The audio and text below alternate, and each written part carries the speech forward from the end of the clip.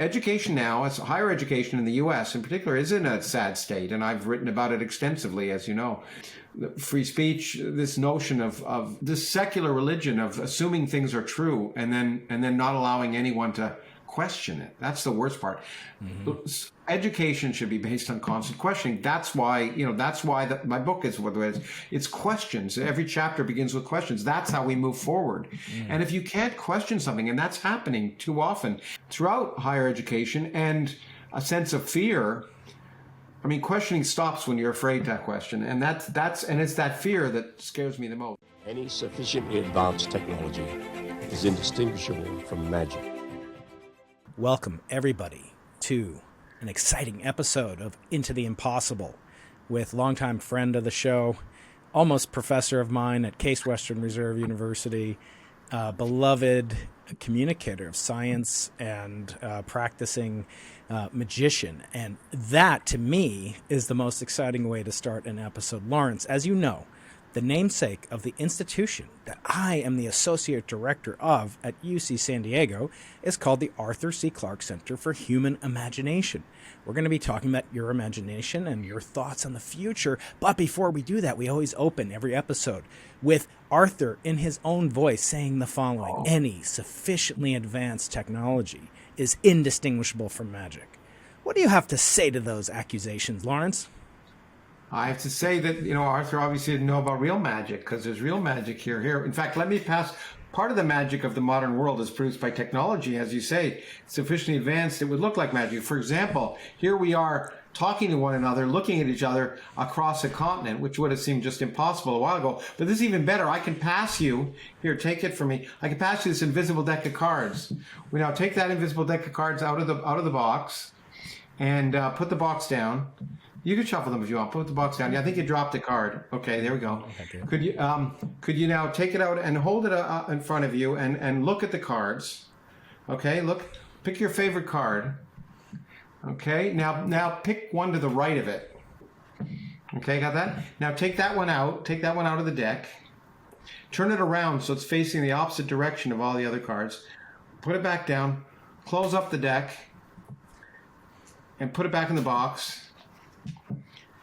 And hand it to me. Okay? And the first thing that's amazing is it comes back as a real deck, which is really magic. Okay, now what was your card? It was, of course, the Four of Clubs. Four of Clubs. Why, of course? Is that your favorite card? Or yes, long-term listeners to the podcast know that's my favorite. Oh, okay. Well, so that means there should be. I better get up this way. That means there should. Let's see. I'm gonna have to hold it up this way.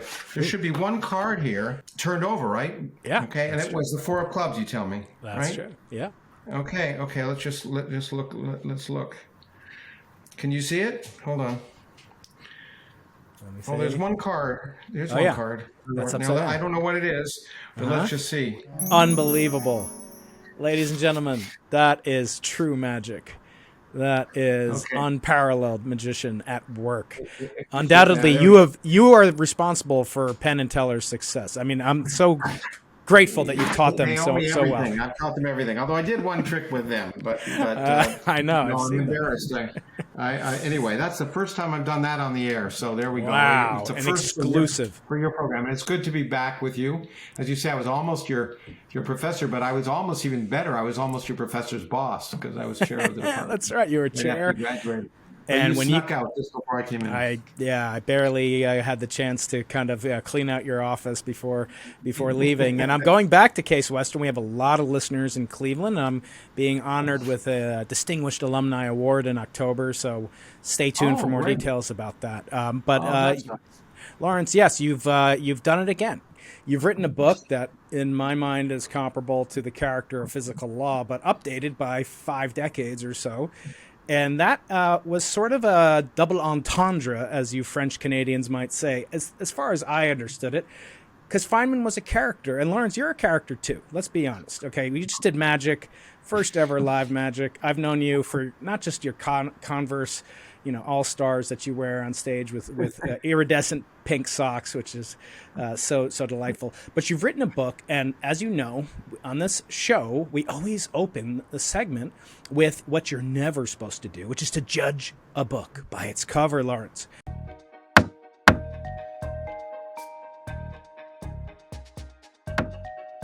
covers. So The Edge of Knowledge has actually 2 covers. So we're going to go twice. Yeah, a good choice of fingers. Okay, so you've got the American edition there, which I read and listened to. So I had the Kindle edition, the audio edition, and the physical edition, thanks to Lawrence's munificence. But, Lawrence, now I ask you to do the following. Explain the title, the subtitle, and the cover illustration of both editions. Oh, my Go. Because this just arrived a half an hour ago at my house, so I'm really excited about it. I love it when they arrive. It's always, I didn't know that was coming. Well, explain the title. Well, Yep. the British title is easier to explain because it comes from a quote from your favorite politician, Donald Rumsfeld. Yes, that's right. Rummy. Yeah, Rummy. You and he were just like that, I think. Anyway, I'm not a big fan of Rummy, but nevertheless, when someone says something intelligent, I try not to cancel people just because, I try to listen to what they say. Yeah. And he made this great quote about when, unfortunately, in the horrendous invasion of Iraq, which I didn't agree with, he argued that there were things you knew you knew, and there were things you knew you didn't know, and there were some things you didn't know you didn't know. And of course, in that case, they thought they knew something they didn't know. But the idea of the known unknowns was compelling to me. It actually came in a discussion with my British publisher because that when we do science, when you and I do science, we're basing it on what we're trying to explore the unknown based on what we know and the questions. The things we know we don't know. Of course, the most exciting thing in science is the unknown unknowns, okay? But that would make a very short book. and what I wanted to do, I wanted to go past, I've written, say the universe from nothing. I wanted to take this book and take people to the edge, literally the edge of knowledge, which is the title of the American version. And the reason that it's the title of the American version is I use that term in the book, but also my American publishers decided that Rummy might be a little too polarizing.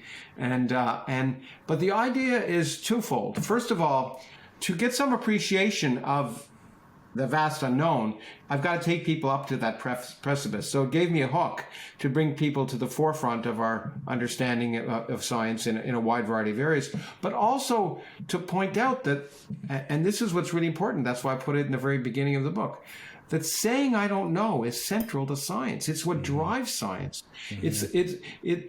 People don't appreciate that. It's not being satisfied, being so proud of yourself for knowing something.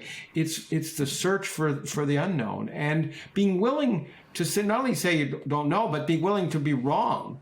To be willing to say, well, this is what I think is going to happen, but then finding something else. In fact, celebrating that, because the best thing you as an experimentalist that you could find is something you didn't expect to find. Yeah, and I actually brought that up yesterday in my cosmology class. So shout out to Physics 162 class.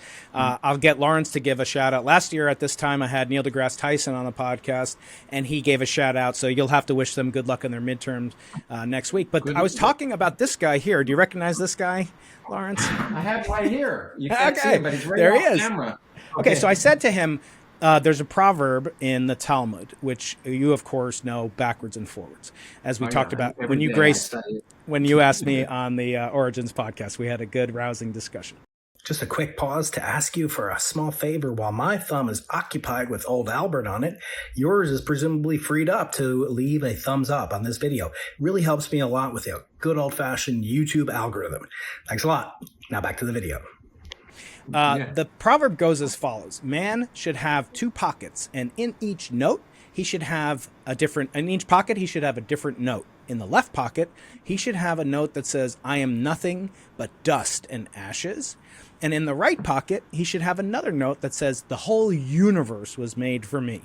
Balancing the Scylla and Charybdis of haughtiness and ego, which drives some of us, and humility, which we should be at least aware of. And I brought up Einstein because, as you know, this is no education for you. You could tell me things that I have forgotten. You've forgotten more than I know. Okay, let's stipulate that. But Einstein in 1919, he got wrong in 1915 the g-arc deflection of the angular apparent trajectory of light by a factor of 2. I think he was wrong by a factor of 2. And let's nerd out later about because you could explain it to my students better than I can. But 2 years and then a year or two later, there was an eclipse in Crimea, of all places, and I'll add your story in a second. It's even more dramatic than you say. Okay. Anyway, why don't you tell it? But the point is, when it was finally revealed that Einstein, after the 1919 eclipse of Eddington fame, that Einstein was right, the newspaper asked him, they said only 12 men in the world understand it.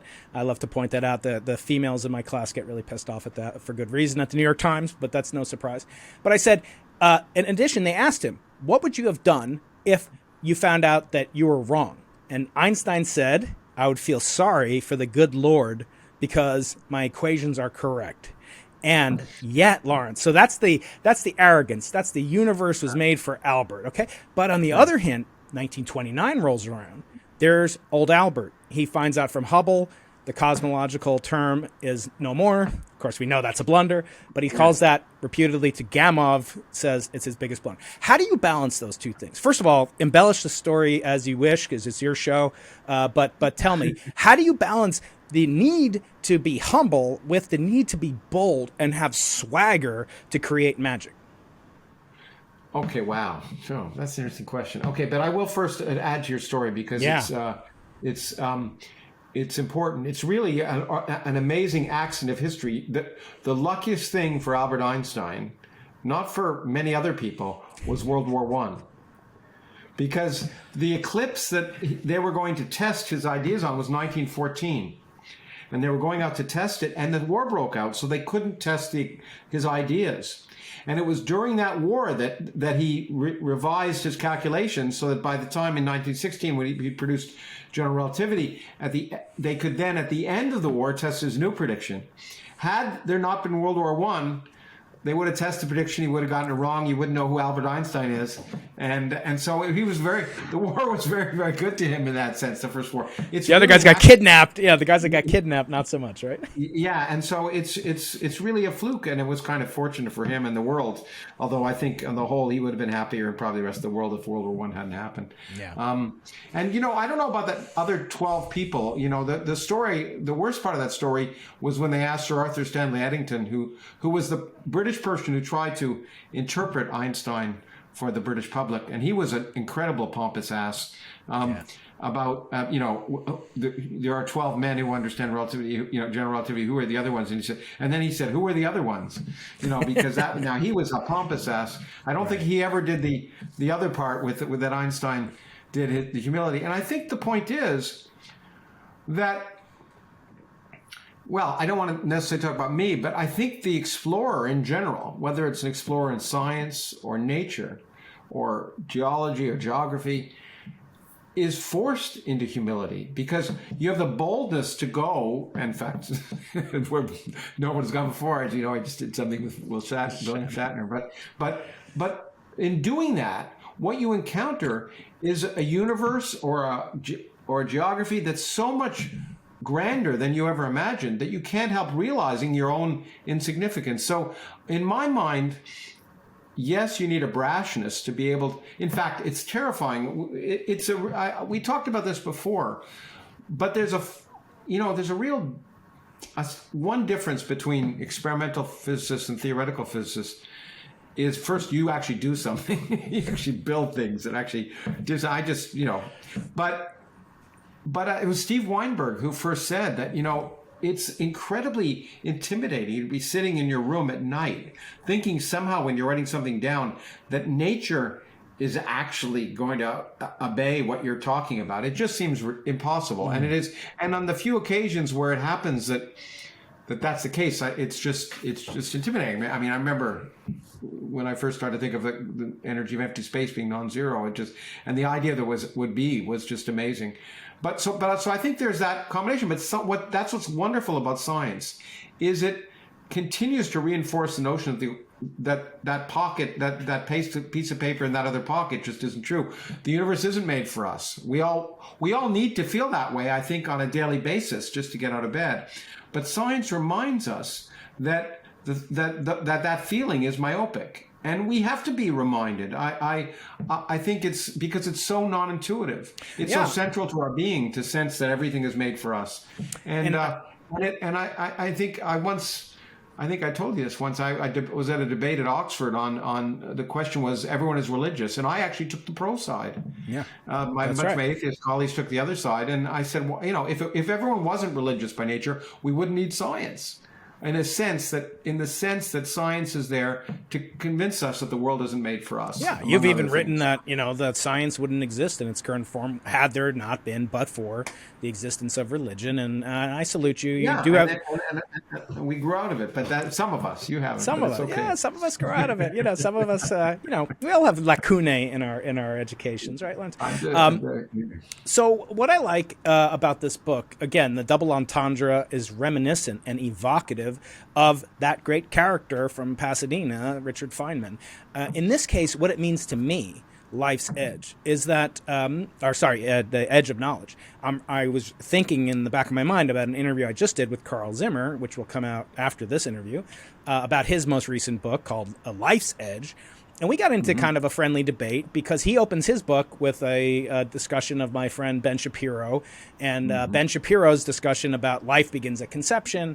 And of course, Carl's like you; he's a liberal leaning person, and of course he has a take on it that well, if that's true, then when every time you shed a skin cell, that's life, and are you killing life? So I think, but I brought up the point to him that edge cases make bad law. Okay, so he has edge in his title, you have edge in your American title. And that's because the human brain is not configured or wired for ambiguity. That's why, we can agree that in America at least, we can agree that, you shouldn't have an anti-tank weapon, but you should have some form of protection, right? So the gun rights or abortion. Like, I don't think many people should say, although my father used to say, I believe in abortion up until the 27th trimester. He said that when I was about 9 or 10 years old. But abortion. I have twin boys who said abortion should be legal until they're 18. But anyway, exactly, that's right. So anyway, the point being, the human mind is not configured properly for this type of ambiguity and resolution. The 5 explorations that you go into this book are all ambiguous in their own way. You get into life, you get into space, you get into matter, and we're going to cover all those in different levels of detail. But how do you resolve these things, Lawrence, in your own mind? How do you handle situations where there's not enough information? The human mind tries to fill it in, but it's a Schrodinger state. It's ambiguous. The ambiguity of it is overwhelming. How do you personally handle that as a scientist or just as a man? Well, I guess, I think it's probably psychological. I find the ambiguity in general invigorating. Because I guess I've always felt that not knowing even what I'm going to be doing tomorrow is one of the reasons to wake up in the morning. And that it's so refreshing to get to that point. If you're studying science, one of the reasons, people, I remember I actually dropped first year physics and asked to go to second year because, you get these inclined planes and you get all this. And what you want to get to is the edge of knowledge. You want to get to the point where where not only is it interesting, I know an inclined plane isn't interesting, but where the answer may not be so obvious. We all love puzzles. I do think people are, you talked about being hardwired. I think actually we are hardwired for edges visually. I think that the visual field is, you can see edges very well. But the fovea, right? But I think people are hardwired to want to solve puzzles, and there's you can imagine all sorts of evolutionary reasons for that. The teleology, the notion that there's something behind a mystery helps save you from lions on the savannah, and so you can imagine that. But it's that notion of solving puzzles that makes it exciting, and I think that it wouldn't, if you were doing a jigsaw puzzle, if you imagine unraveling the world is like a jigsaw puzzle, right? If it was obvious which piece went where, it wouldn't be fun to do the puzzle, right? It's conquering, and I'm not good at it, but my wife is, but it's conquering that fact that they all look the same, and I'm colorblind, so it makes it even harder. But so I think I didn't, like most books I've written, I really didn't know where I was going to be going when I wrote it. And it took a while before I found out what I wanted to do. I didn't even know what the topic's really going to be. But I thought what I would try and do was touch in one way or another those questions that everyone asks. Because what's amazing is that the forefront of science and all areas beyond physics tend to deal with those the basic questions that we all started asking in the first place. The things that motivate everyone. Are we alone in the universe? How did the universe begin? How did life originate?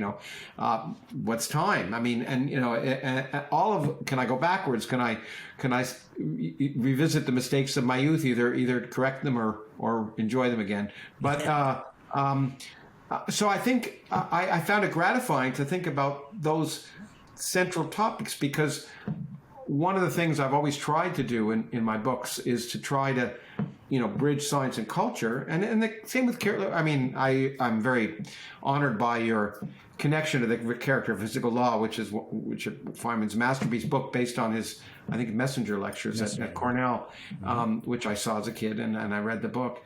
And it was the fact that there were open questions that made it so exciting for me. And it really, I think, one always reinvents one's memories. And I talk about that in some sense in the consciousness chapter. But I think I do distinctly remember when this teacher at this special science program was on, gave me this book because I looked bored.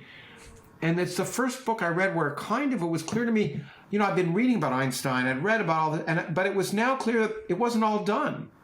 And it wasn't even all done, by dead white men 200 years ago. It was, and that notion that one could participate in the future, and was really what turned me on. And as you say, I don't have the presumption that'll happen, but I'd like this to be an invitation for some young people to say, look at these, it's amazing what we discovered, but what's more amazing is what's yet to be discovered.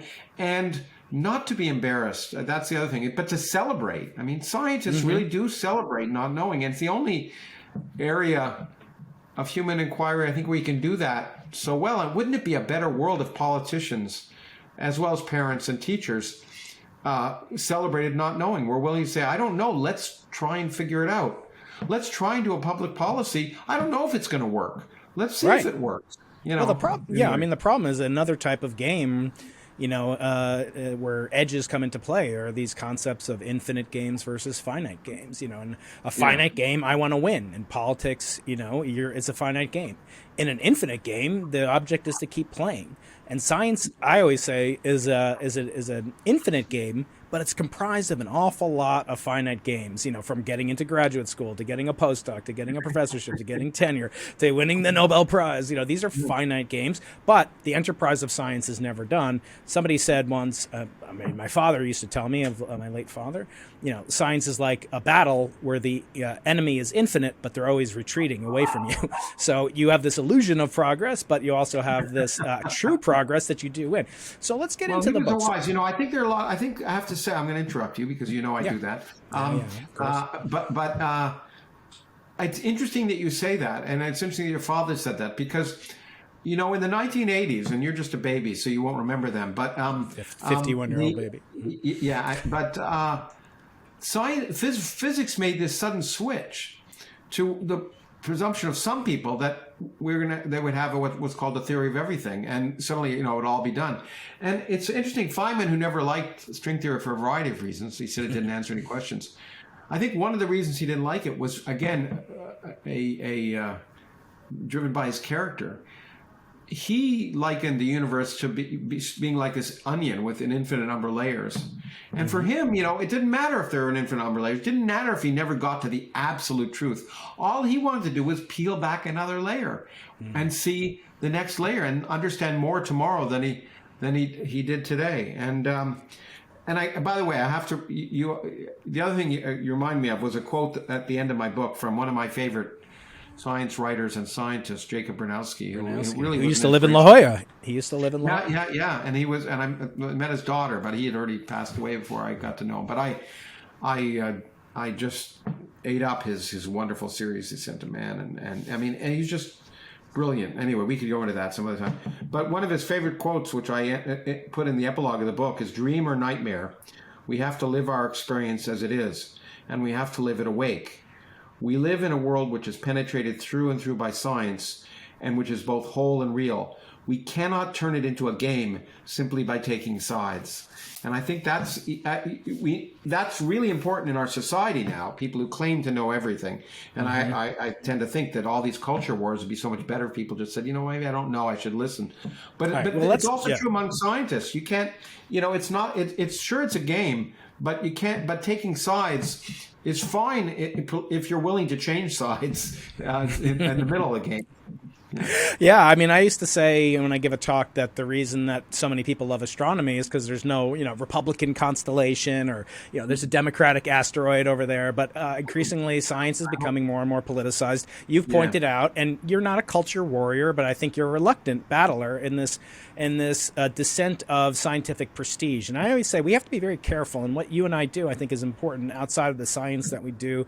Is the communication that we do, because typically what someone will say is, I'm very specialized. I've got this giant brain. Yeah, you paid for it because of your taxes and so forth. And every scientist, I'm supported by, the most private funding of almost any person, not me personally, but the Simons Observatory, the Simons Array by Jim Simons Munificence, right? So I'm supported, but I got my education. I teach at a private school, at a public school rather. I work for the governor of California, right? So the point is, and used to be the same in the regions of Arizona State University. So, but Lawrence, when first of all, I worked at 3 private schools and then 1 public school. Exactly right. So, but even if you're private, I mean, you were funded by the National Science Foundation for many years, actually, right? Department of Energy for most of it. Oh, a little bit. Department of Energy. Okay. Anyway, I was funded by. I was certainly the public funded pays by your dollars. They absolutely did. They paid me to hang around and have fun, and I never forgot. Yeah, and if you had a business, I mean, you and I aren't businessmen, but if we had a business and we had an employee and said, Brian or Lawrence, you can't really understand what I'm doing. It's very specialized. Keep shoveling in the money. I think what we do is very important, that we communicate to the public about the state of science, because the moment that the public loses confidence in the scientific enterprise, I think it's game over. I think it's checkmate. So you're doing very important work. Unfortunately. And I know that you're, so let's talk about it. So let's, I'm going to reveal something I haven't revealed, and I want to get your reaction to it. Okay. So Jordan Peterson, our mutual friend, he came to visit me a couple months ago. We hit it off. I've been on his podcast. You've been on his podcast. You've had him on your podcast. He's coming on my podcast. He's starting a new endeavor called the Peterson Academy, which is for-profit but very low-cost, accredited educational institution. They've asked me to be a professor at this institution. I've agreed. This is not. Are you going to quit your present institution? No. So I'm sorry, because I'm skeptical of all these institutions. People are professors. I've been a professor at some institutions that I show up a week, a year on too. But anyway, go on. Right. No. So this is more akin to teaching at a giving a seminar, doing stuff like that. Yeah, it'll be for credit, and there will be there's a small amount of money which I'm going to donate, as I have in the past, to lowering the cost for undergraduate scholarships and graduate fellowships here for women at UC San Diego. So I've done that. That's already pre-decided. Yeah. So I think the question I'm asking you, that academy has no political ideology. You're supposed to get a degree in philosophy or degree in whatever, not physics. I mean, they're not going to have degrees in physics. Yeah. What do you make of this? And in terms of the future of education is what I'm most interested in your opinions of, because it's changed a lot since I became a professor, and I imagine since you became a professor. What do you think about the future of education in the context of some of the themes of this book, where you get into artificial intelligence, you start to talk about the emergence of these natural language models? What do you think is the future of our profession? How can it remain the same as it was in the year 1100 in Bologna, Italy, when some guy was standing up and scratching on a piece of rock with another piece of rock? How can we maintain this monopoly, this cartel, for a millennium? Is the end in sight?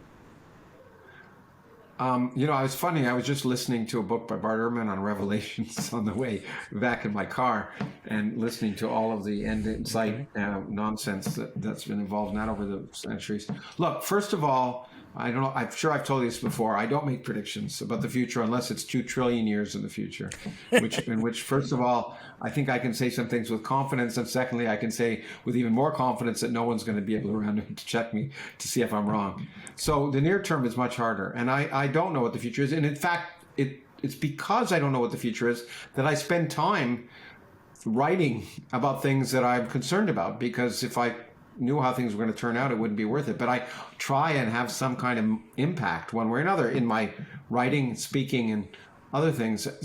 The education now, as higher education in the U.S. in particular, is in a sad state, and I've written about it extensively, as you know. Free speech, this notion of the secular religion of assuming things are true and then not allowing anyone to question it. That's the worst part. Education should be based on constant questioning. That's why my book is what it is. It's questions. Every chapter begins with questions. That's how we move forward. And if you can't question something, and that's happening too often, and it used to just happen in the humanities and to some extent social sciences. When I taught at Yale, the science departments were on this thing called Science Hill at Yale, which we thought was allegorical as well. But most students didn't make their way up the hill. But we would laugh. We'd look at the deconstructionist literature department, English department down the hill, and what's happening, unfortunately, is those things are happening throughout higher education, and a sense of fear. I mean, questioning stops when you're afraid to question, and it's that fear that scares me the most. And I've seen it happen when I write At something. Yale in particular, yeah. Well, Yale is just one of many, but Yale in particular is. But when I've written things, that I've gotten newspaper op-eds in, say, the Wall Street Journal or somewhere else. I've gotten letters from academics under pseudonyms, or from private accounts saying they're writing me for that. They agree, but they're afraid. They're afraid to do it from their institutional account. And that, 40 years ago, that would have just been impossible to imagine, at least in my experience. And of course, it may have been limited. There were people, actually, my friend Noam Chomsky says that, it's nothing new to him. Cancel culture is, goes back 50 years, a lot longer. But so there are problems. I am dubious of Jordan's solution. I think it's. I talked about this in terms of another proposed solution. There's the University of Austin, which has been proposed to try and somehow involve free speech. These will always be peripheral, and because the heart of higher educational institutions, research institutions, is the research that goes on. The teaching, you get the benefit. Liberal arts colleges are fantastic. I'm not saying they're not important. I think they're wonderful. It's one of the things that's wonderful about the U.S. is how many of them there are. I got involved in for a while, a for-profit liberal arts college in England for precisely that reason, that they didn't have them. But what's great about being at a research institution, if you're there, and it's not for everyone, is that you get access to people who are pushing those forefronts, and their excitement, their curiosity somehow can be conveyed to you. And also, if you're lucky, and undergraduates are in various places, and as well as graduates, you can participate in that voyage of discovery, and that's wonderful. And so I think those will always. I think at a higher education level, those will always be the driving forces of education. Well, what do you make, though, just to push back? Let me just finish. It's true that at major research institutions, many faculty don't give a hoot about teaching, and you often get much better teachers at liberal arts colleges. But it's not always that way, and it's that connection to that ongoing search that's so important. And I just don't see these. It's nice to have a place that people can go, and you hope it's not an echo chamber for your own views. And we'll see what happens with the Peterson Academy. I think the fact that it's called the Peterson Academy is likely to be self-selecting to some extent. And I think it's great. It'll just be another cog. It's not going to solve the problem. It's not going to say, "Oh, we exist, and now Yale is going to close its doors," or forget Yale. I don't think that's the goal. But like Harvard. Yeah, but you do look at these rapid phase shifts that are occurring, especially in the knowledge worker industry, thanks to these language models. And as you know, and with your co-author, Frank Wilczek, last year, I recorded the first ever audiobook by this guy. Here we go. I'm getting the thumb puppet. Okay, there we go. So here's Galileo. So he never had Yeah. What? So he never had an audiobook. So I said, this is a shanda. This is a claim. This cannot stand. And so along with Carlo Rovelli and Lucio Piccirillo, Frank Wilczek, Fabiano Giannate, Jim Gates, we recorded the first ever audiobook of Galileo. Guess what, Lawrence?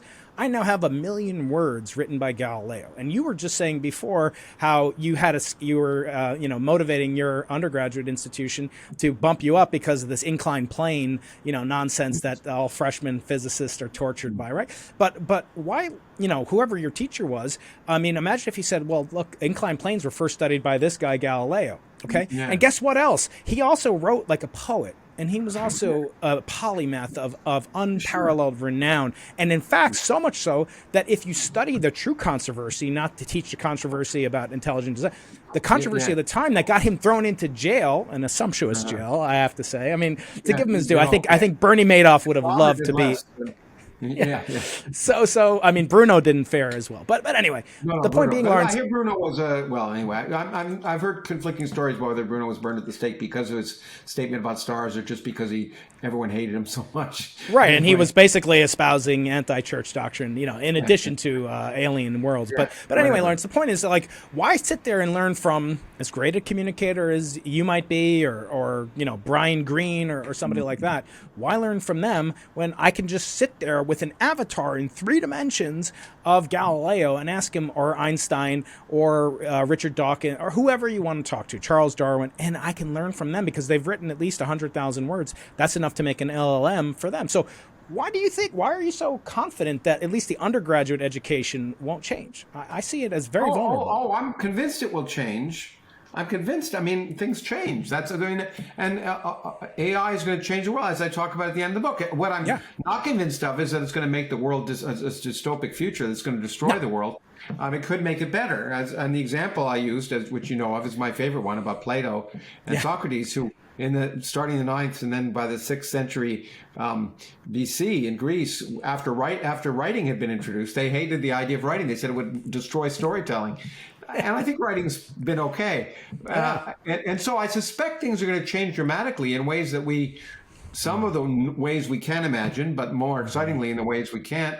And, even I read there was a lovely review of my book the other day by a very thoughtful young man who said, well, Krauss didn't, really worry about the fact that super intelligent AI, if such things ever going to exist, is going to maybe displace humans. And and I'm not as worried about that even, because I think what'll happen is not going to be displacement. It's going to be an evolution of a change, and humans, to keep up, will have to incorporate aspects of that technology, and it'll change what it means to be human. But it already is changed to be what we do every day is so different than what humans did 500 years ago, that already to be human is something very different. And so I think it is terrifying to not know what's going to happen. And there are certain aspects that do terrify me about AI, mostly capitalist ones, mostly the fact that,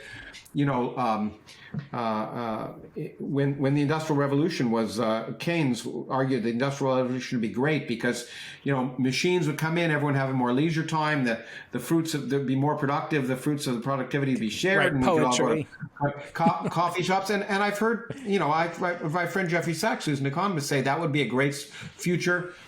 Sure, it's okay if AI displaces most jobs, if the rest of us can spend time in coffee houses listening to music and having great conversations. But I suspect, and that given the way things are already going, that instead it's going to concentrate wealth in fewer and fewer hands, the people who have the first AI that can do X, Y, or Z, and so it may produce more economic chaos. But when I wrote the climate change books, I said. One of my favorite phrases from that book was that the future is charging at us like a freight train, but it's doing so on tracks that we've built. So we can, we do have the virtue of having prepared minds if we are willing to discuss these problems and think about them, and that therefore the future is inevitable. One of my favorite lines, because when I first discovered my name was Lawrence. I didn't know my name was Lawrence when I was younger. It was a different name. And Okay. but around the same time as the movie Lawrence of Arabia came out, before you were born, I fell in love with that movie. My favorite line in the movie is where he goes out into the desert and he saves this young boy who's fallen off his camel, and they say that it's dead. It's written, and he comes back and almost dead the next day. He comes in, nothing is written. I remember that as a 12-year-old or 10-year-old, and I thought that's what's great. Nothing is written. Nothing is written, and that's what's so wonderful about. That's why for me this is such a labor of love. Yeah. The future isn't written. The future of science isn't written, and it can go in so many different directions. And we can celebrate that excitement because that future is also humanity's future. It's also our cultural future. The ideas, the things are going to shape what it means to be human and what it means to the joy of being human, and the fact that the next great piece of music isn't written yet, and the next great piece of literature isn't written yet. All of those things make waking up every day more fun. Yeah, I agree. And speaking back of capitalism, I mean, we can't ignore well, I don't know if he's still the richest man in the known universe, but Elon Musk. And I want to pivot back to the very beginning of. It's hard to lose that wealth. Well, yeah, he's. I'm contributing. I know you are too. The $8 a month. No, I'm not. In fact, you got it for free. I can reveal this, but I won't reveal this to make you jealous. Okay, please do. Yeah, please do. Elon is a good man. I lost my blue tick, and Elon. I happened to be in communication with Elon, and Elon said, "Oh, I'll pay for yours if you want." Very nice. I didn't accept that initially, and I don't know if it was a mistake, but it was nice of him to say it. But anyway. Oh, that is nice. So let's talk about Elon. So this morning I had a response to Elon because he sent out some tweet that was basically that the existence of the Planck length somehow limits and diminishes or puts a practical limit, whatever that means, on the number of digits of pi. So let's go back to the very beginning of the edge of knowledge where we talk about space. Is it true? Is there anything actually important, relevant about the Planck length, first of all? Because I made the point that if that were true, then there's nothing relevant about 2 times the Planck length, because we also don't have any evidence about anything below 2 times the Planck length. So what level does it matter when we actually a calculation that we had done 20 years ago, and which hasn't been publicized very much? What is it? I don't think he understood it, which is that quantum mechanics puts limits on computing. Not a quantum computer can be reversible. That's fine. It can be reversible, and therefore it doesn't dissipate any energy. But every time you want to do a new computation, generally you have to erase a register, and that dissipates at least h bar, because of quantum mechanics, a finite amount of energy. And actually, another Case Western professor, Glenn Starkman, who I hired know there, him very well. and I wrote a paper which did a calculation saying, asking the question, especially given an eternally expanding universe, how much is there a limit to the total number of computations you can do? And we argued there was from that, and it comes from quantum mechanics, ultimately from the Planck scale, because you couldn't cool things down more or less below the Planck temperature, and that would give this is all hypothetical, gave a limit. I think we came up with 10 to the 120 bits of to be, but I don't think it. In fact, like many of my favorite papers, that one never got accepted. But and so because of the archive, it didn't need to. It's out there. But I think so. I think if there's any sense, I didn't know. I saw that and I thought, it was not necessarily an irresponsible thing to say, but I don't. It's provocative. It's fine. Correct. It's fine to say it. It doesn't. He said more irresponsible things, Lawrence. He actually said something more irresponsible. I'm sure. I know. But and so do I. I'm sure. But so as you would say, be not the first one to cast the first stone.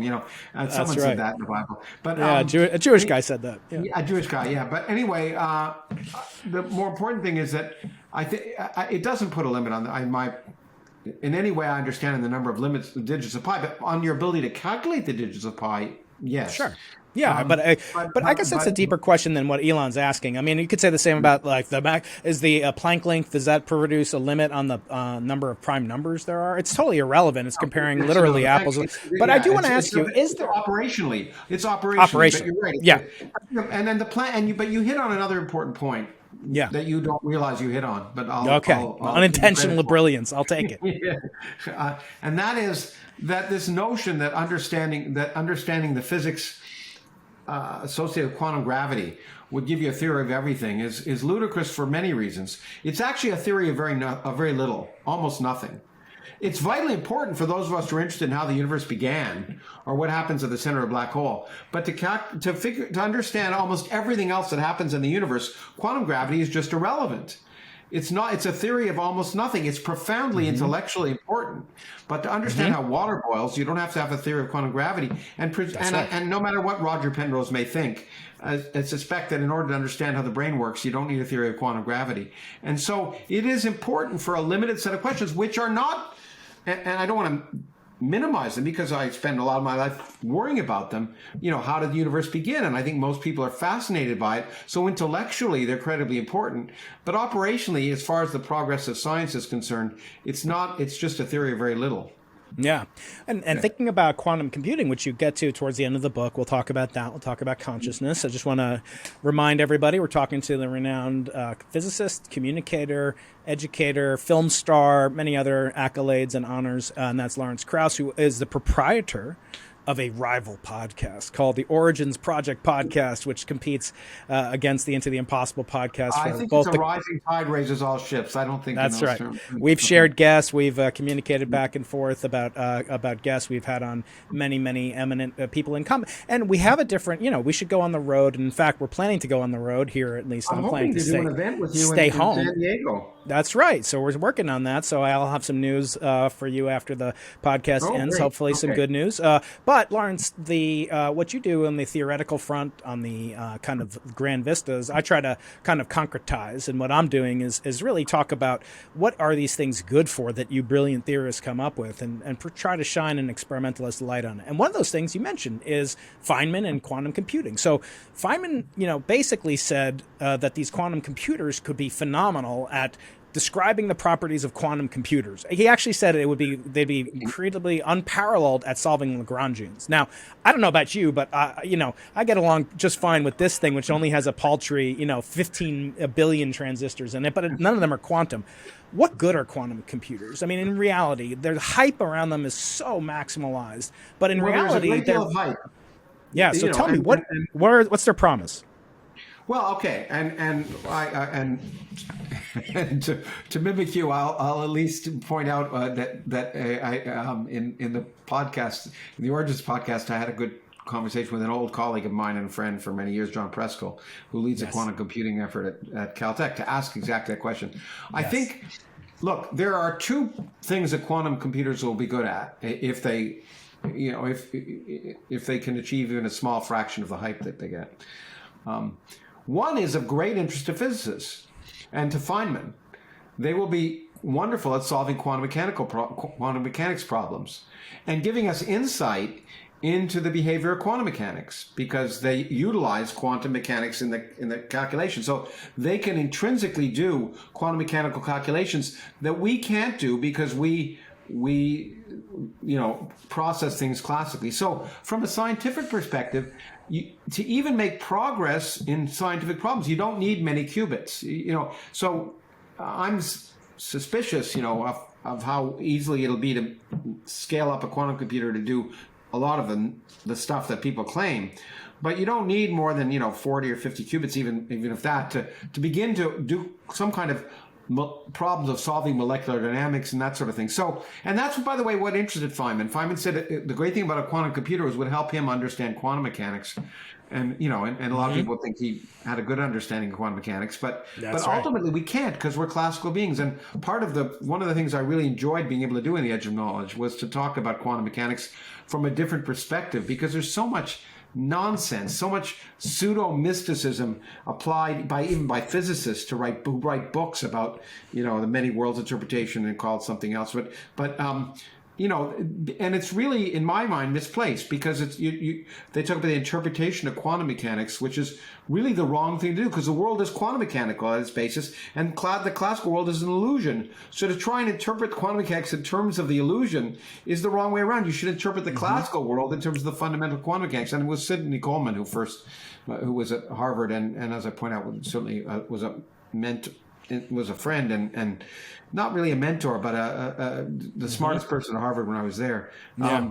And he gave a great lecture called Quantum Mechanics in Your Face, and I was able to reproduce a little bit of it by talking about the fact that all this way of talking about spooky action at a distance and trying to make it seem sensible, or at least cloak it in classical terms, is just that. It's cloaking. And Feynman realized that and said, well, a quantum computer won't have to do that. It'll just do quantum mechanical calculations. Now, the next thing a quantum computer could be good at is precisely because quantum systems are doing many things at the same time, and they are, like it or not, that if you have quantum mechanical bits, qubits, that are doing many things at the same time, especially when you're not measuring them, then you can imagine a computer that can do many parallel computations at the same time. That's right. And therefore, so many that that a classical computer could never do that in a reasonable amount of time.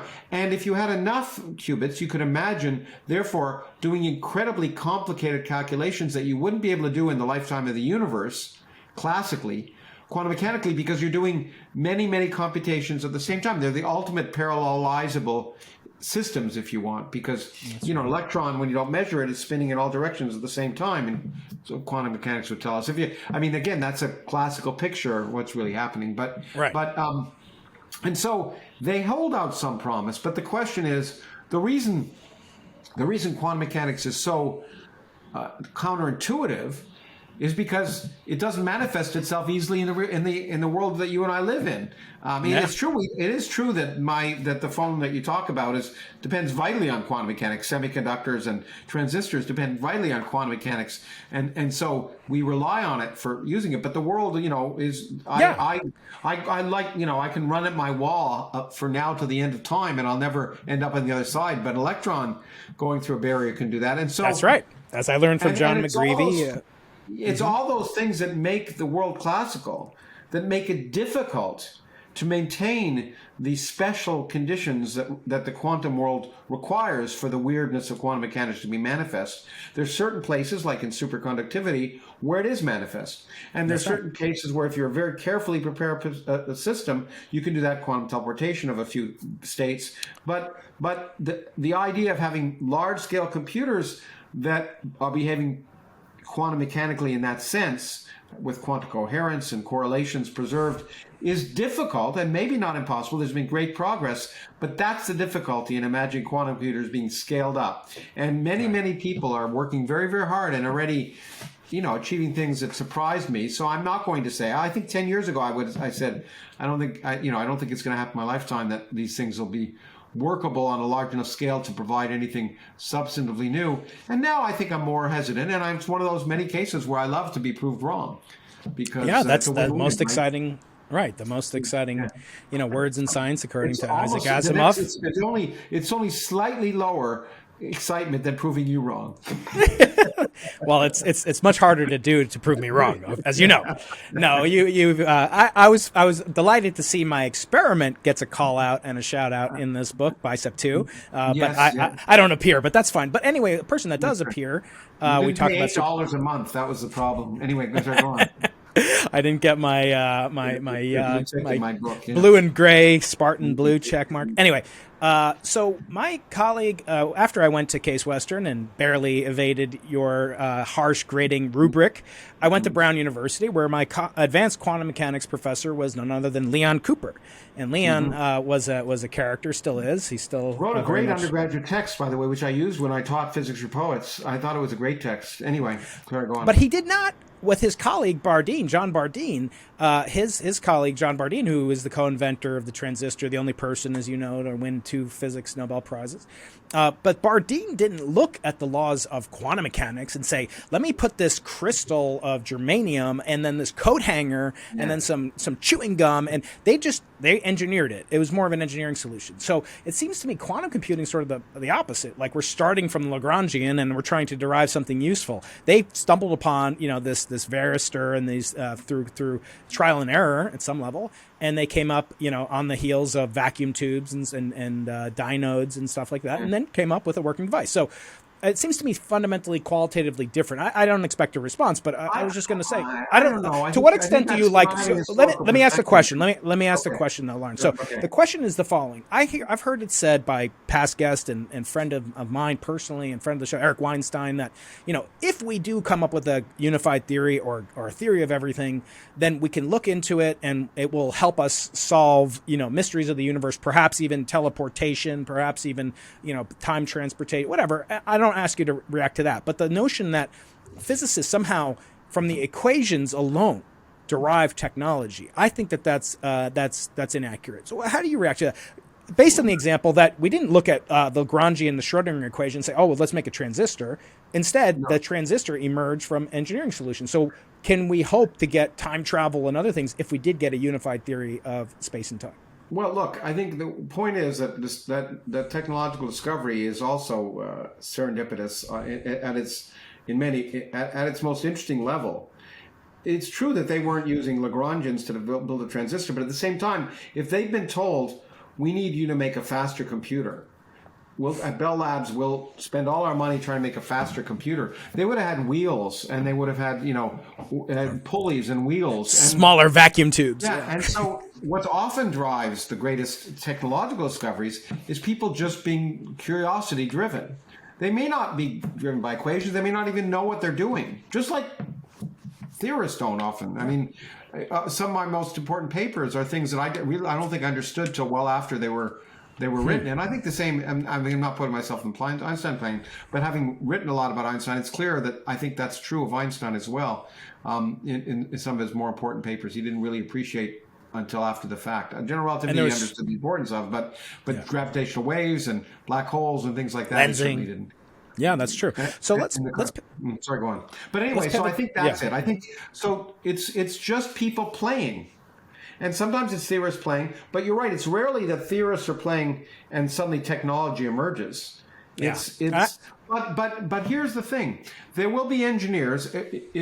There might be. I don't want to say will be because it sounds like a prediction, especially a prediction that could be falsified. But there may be. When I was at Case, one of the things I was proud of, and I did a lot of things as chair at Case that I'm proud of, including hiring most of the faculty there now, but we developed an engineering physics program, which was the best of both worlds for many students. Mm-hmm. Their parents wanted to be engineers. As you know, probably your parents, one of the reasons people went to Case is they were often working class kids, and their parents said, no, we don't want you to do physics. We want you to get a job. We want you to be an engineer.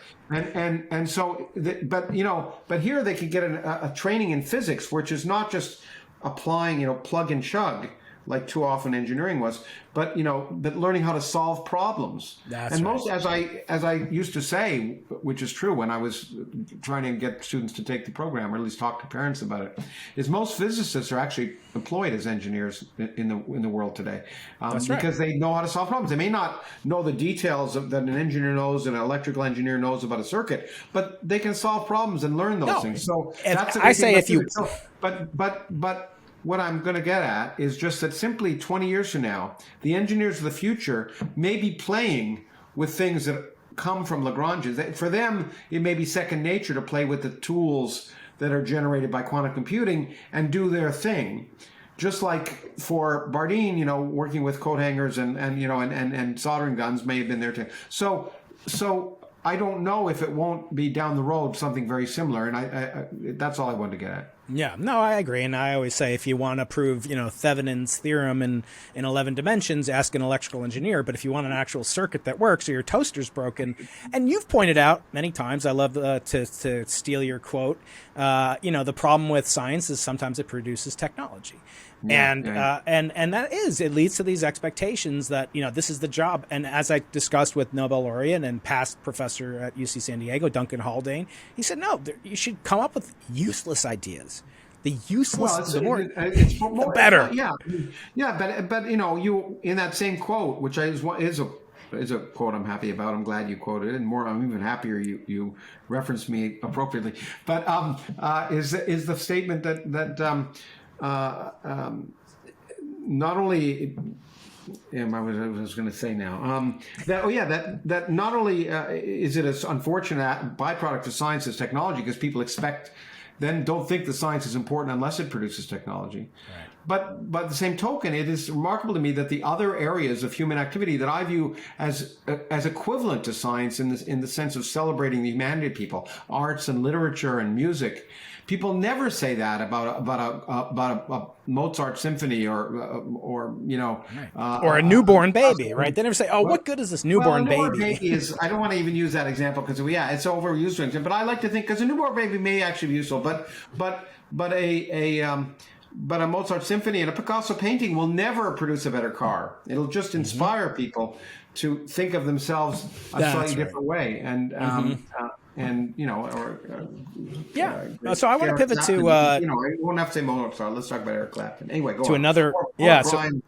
Anyway, sorry. Yeah, so I want to pivot to the chapters on life. So we'll talk later about some of my favorite quotes that you pull out from Schrodinger and other people. But the quote that I want to pivot to first is actually with respect to life. So I had on Ann Druyan, who is Carl Sagan's widow. You have a lot of conversation about Carl in this book. And you have a scene, or you describe this, what happened in 1997, I think it was, and the White House lawn, which is depicted in the movie Contact. Many people think that this is nonsense CGI. No. Bill Clinton is really there, and he's really saying this discovery, if confirmed, will be the greatest discovery of all time. He was talking about the discovery of, allegedly, microbial life found in the Allen Hills meteorites, which was a project. Originally, there's the ANSMET program that you probably helped participate in at Case Western. It's still alive and kicking. And they found this meteorite sitting on a piece of ice chunk in Antarctica, where I've been a couple times. You've been there a couple times too. No, and when only the edge. I haven't been to the South Pole. You haven't been to the South Pole. But they didn't. To the South Pole, hoping that they would take me, but they never did. Yeah, well, the meteorite's not found in the South Pole. It's found in the Allen Hills. I know the Allen Hills. So they zoomed in on it, and they found. So I want to run this argument by you. You talk about in the book, in the chapter on life, you say, what is life? Is life elsewhere in the universe? And hearkening back to that press conference, which, by the way, was the basis of not only a refereed and published paper in Science, but also the subject of the NASA astrobiology project led by Dan Golden back in the late 1990s. That led to a lot of funding for NASA astrobiology. Okay, so that was never retracted. Some good and some bad. Yeah, go on. Yeah, that was never retracted, that paper. It was never officially mea culpa. Well, I mean, I think the point is, so the point is that, I think they made it's interesting that wasn't retracted. The question is what the claims they made. If they made the claim that this might be, then no need to retract. If they made the claim that it was, then it would need to be retracted. Just like you're too young again, but you won't remember. You should remember. You probably do. My good friend Blas Cabrera, who discovered the Valentine's Day event. I have a video where I enact the Valentine's Day monopole. And that paper, I'm sure, hasn't been retracted either because it was a weird, anomalous observation, and at the time it looked like it was exactly what was expected if a monopole existed, and it wasn't. But so sometimes there are weird, anomalous results. So anyway, there's reasons to retract papers, but if a paper provokes things and doesn't make claims that are strong claims that are not wrong, and I don't mind if it's if it's in. Well, it's also, I didn't know that they never retracted it. But again, I didn't read I never read the original paper. So the paper is generally regarded as drawing incorrect inference, but at the time it was the best. Obviously, it led to this huge attention and so forth. It's not as bad as the paper that suggested phosphorus replaced that arsenic replaced phosphorus in DNA, which I do talk about. And that I don't know if that paper has ever been retracted, and that's just it has not been retracted. So this is replete, and actually I should say that my own experiment, Bicep 2 paper we never retracted it. We did a follow-up observation with Planck. We showed the conclusions were consistent with dust, but we didn't say mea culpa. We shouldn't have claimed the first direct evidence for inflation. So my hands are no cleaner. As your friend, I've always Jesus, been a big defender of it, as you know, because they asked me to write the companion piece when it came up, but they never. Yes, I know. It was unlucky, but that's. My claim is that we should have a publicity budget for papers in an academic media hype complex that I call it. We should also have a budget for retractions, but let's not go there right now. I want to talk about that Martian meteorite. Let's get back to publicizing. The universities spend most of their time doing it to try and get money, and it's an unfortunate thing. I think actually they should have They should have a 10% reserve in a lockbox for retractions, Lawrence, because it gives the wrong impression that science is. I still get people telling me, Lawrence, you discovered gravitational waves from inflation. Like today, I get asked about that and by scientists. This isn't just by my mother's dry cleaner. I'm talking about something that happens among scientific elites. Anyway, Lawrence, get back to this meteorite, which, by the way, you're right. It's all part of saying we don't know, and we're wrong, and that's all. And you're right. And part of the reason that universities need to do that is they're so loath to say they're wrong about anything nowadays. Anyway, so go on. That's right. So let's talk about meteorites. So first of all, I want to say that if you're listening to this on Lawrence's podcast or you're finding it somewhere, if you have a .edu email address and you go to briankeating.com/list, I will send you a chunk of an actual meteorite. And the reason I do that for .edu is because I'm trying to have a connection between all these young people that are in college and hopefully influence them to the good, to understand, appreciate the positives, as you were pointing out, and celebrating rightfully about science, but also, as Lawrence is saying, the cautionary tales when we should have that piece of paper in our pocket that says we're dust. This is a piece of space dust. Anyway, Lawrence, if I told you that my friend down the hall, Shelley Wright, or one of her colleagues here at UCSD, who's on the NASA panel led by David Spergel to look into the phenomenon of unidentified aerial phenomena. Anyway, if I told her her colleagues have found a planet, okay, there's a planet out there, and it's next to a planet, and that planet is rotten with life. That planet is just completely overrun with life. And it's actually this other planet that's neighboring that planet is in the habitable zone of its host star. It's a type G, subgiant, and it has liquid water vapor on its surface. It's had flowing rivers on it. It's had on many different climatary changes. It has carbon dioxide in it, which is a biomarker potentially. So if I told you all that, Lawrence, and I said that it's been exchanging material as the Earth has, for millions of years, with that life-giving planet potentially, what would you say the odds are that neighboring planet also has life?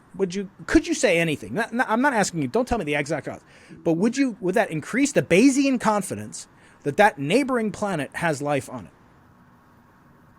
Yeah. And I mean, I don't know if you're going to get Mars and Earth, but here we go. So now I say it's Mars and Earth. So the fact that we don't see life.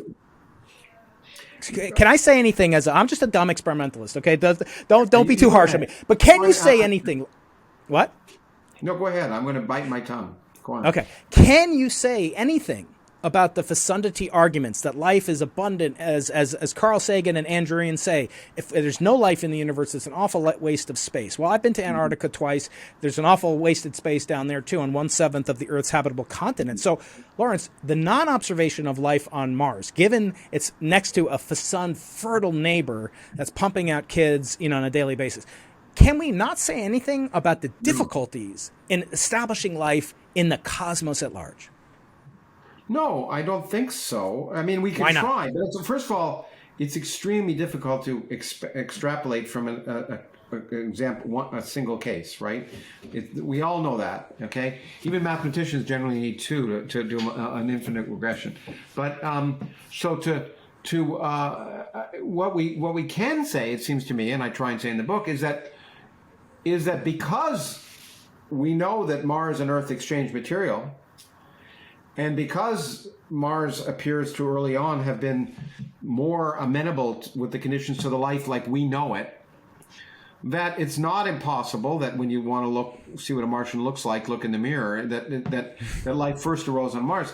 But we also know that Mars as a planet had certain features that ours doesn't, and evolved in a way that made it inhospitable. And and so what will be very important is actual data. I know as an experimentalist, I assume you actually like data. And, I love data. What are you talking about? Like data. Come on.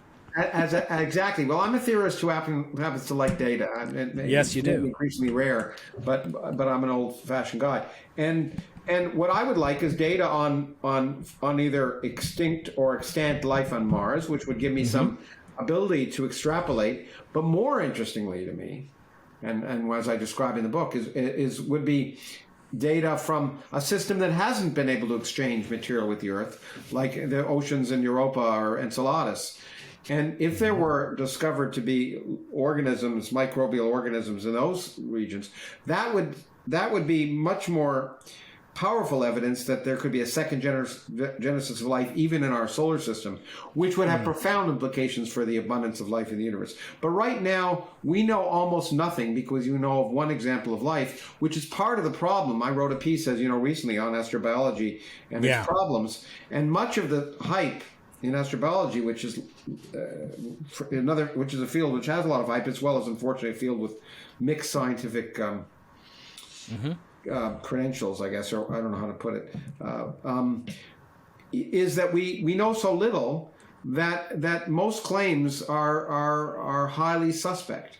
But that's okay, because it means there's so much to learn. And unlike, say, quantum gravity, where we may never learn what the universe is like at those scales, what's great about astronomy and what will eventually be, I think, interesting about astrobiology is we have all these tools. We have tools that are going to allow us to explore not just our solar system, but look at extrasolar planets and explore their atmospheres, looking for biomarkers.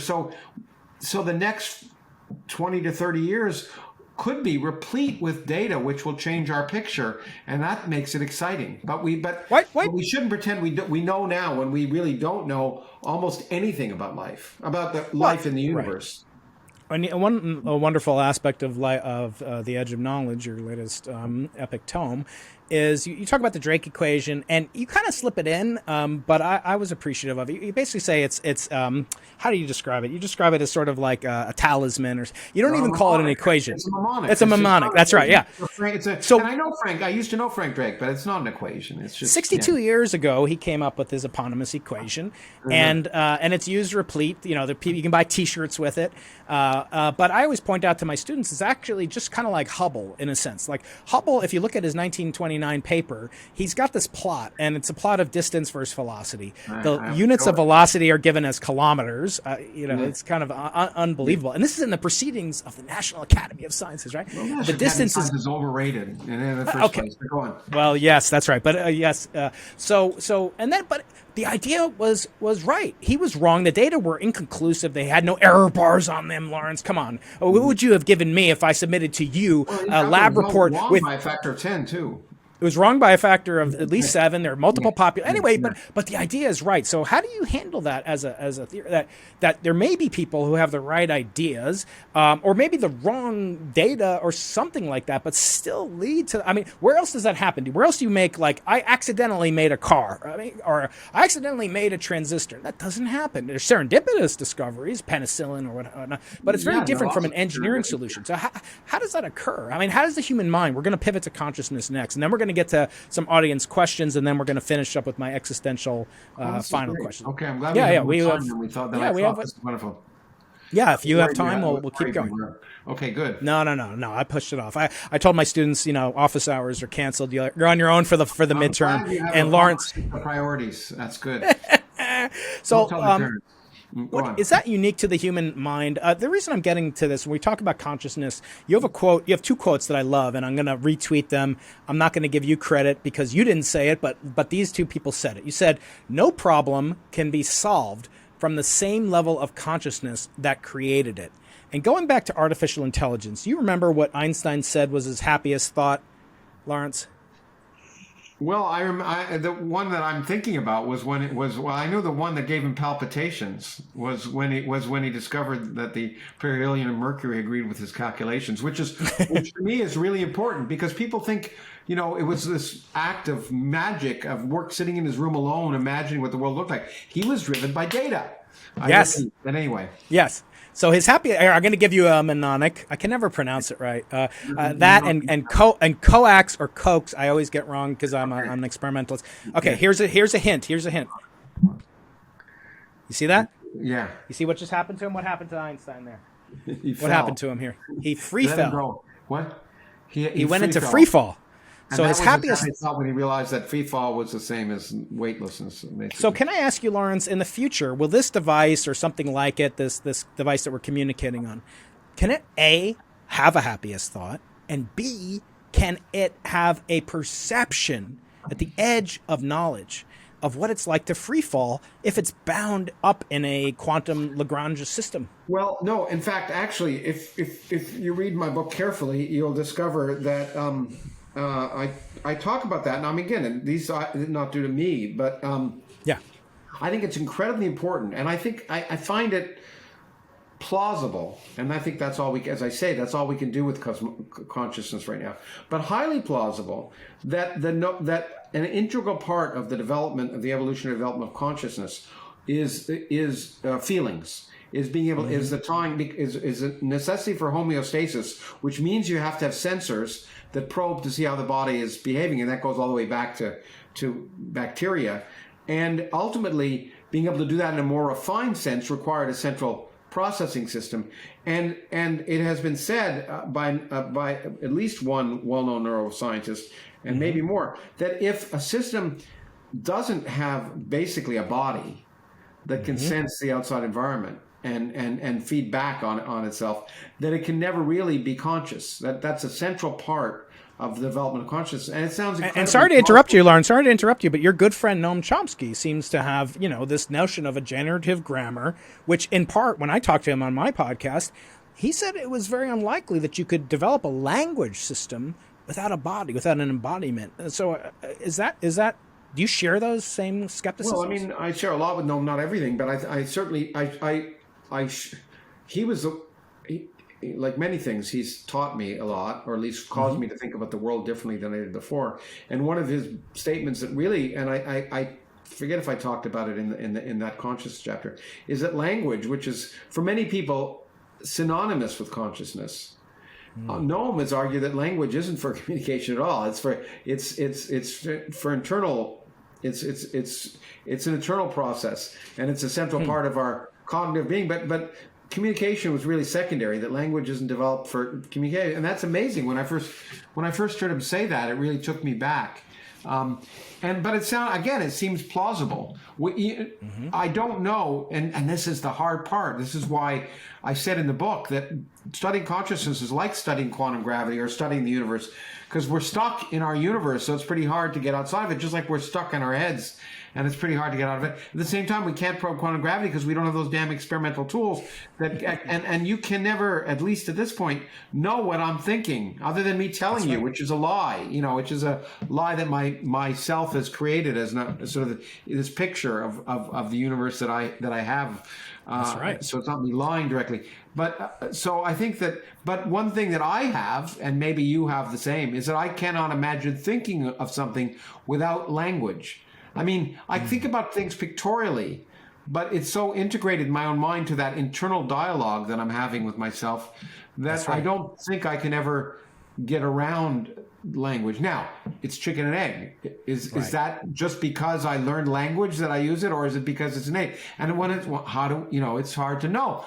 But as I said, because I'm such an admirer of experimentalists, quoting another statement of our mutual hero, I suppose, or one of certainly mine, Richard Feynman, who I wrote a book about, as you know, is he said, "You can build nothing, knows nothing," or actually, what he really said was, "If you can't build it, you can't understand it." He once told me, "He who can't build anything knows nothing," but I've never seen it written down. But he did tell me that. His famous statement on the chalkboard of his office when he died, which was later occupied. You don't understand it. That's the statement that the world knows. He said, but I know the statement he told me. But anyway, yes. But if you can't build it, you don't understand it. So I'm just as reasonably convinced that the only way we'll understand consciousness is if we can build it and have that AI that everyone is so afraid of.